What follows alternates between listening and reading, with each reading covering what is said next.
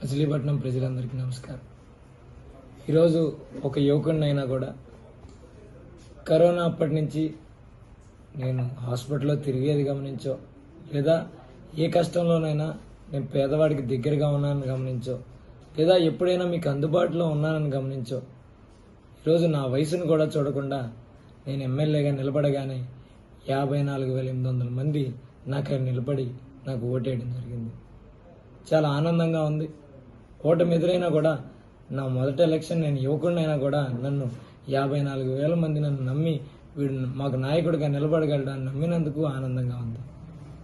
అలాగే నా కోసం ఇంటి నుంచి కదిలి వచ్చి రేయి పగలు చూడకుండా కష్టపడిన ప్రతి వైఎస్ఆర్ కాంగ్రెస్ పార్టీ కుటుంబ సభ్యుడికి, నా స్నేహితుడికి, సన్నిహితుడికి, నా శ్రేయోభిలాషికి ఈ నా 54,000 ఓట్లని అంకితం చేస్తున్నాను. అలాగే కార్యకర్తలందరికీ ఒకటే చెప్తున్నాను, మీరు ఎక్కడా భయాందోళన పడద్దు, ధైర్యంగా ఉండండి.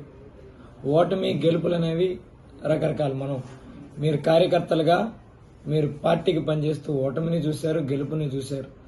ఓటములు గెలుపులు మనకు కొత్త ఏం కాదు, అది ఎవరి సొత్తు కాదు, ఎవరి వైపు ఉండదు.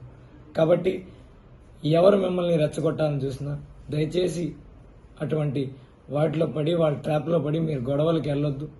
మీరందరూ సంయమనంగా ఉండండి, ధైర్యంగా ఉండండి. ఖచ్చితంగా మనకి మంచి రోజులు వస్తాయని మీ అందరికీ తెలియజేస్తున్నాను.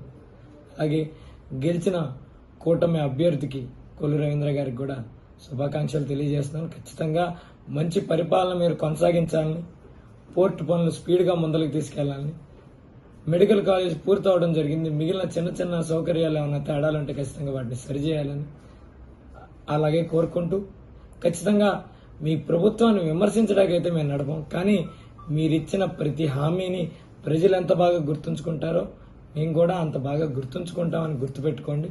ఖచ్చితంగా సంవత్సరంన్నర లేదా సంవత్సరం సమయం తర్వాత నుంచి మీరు ప్రజలకు ఇచ్చిన ప్రతి హామీని మీకు ప్రజలకి గుర్తు చేస్తూ ఎల్లప్పుడూ ప్రజలకు అండగా ఉంటాం.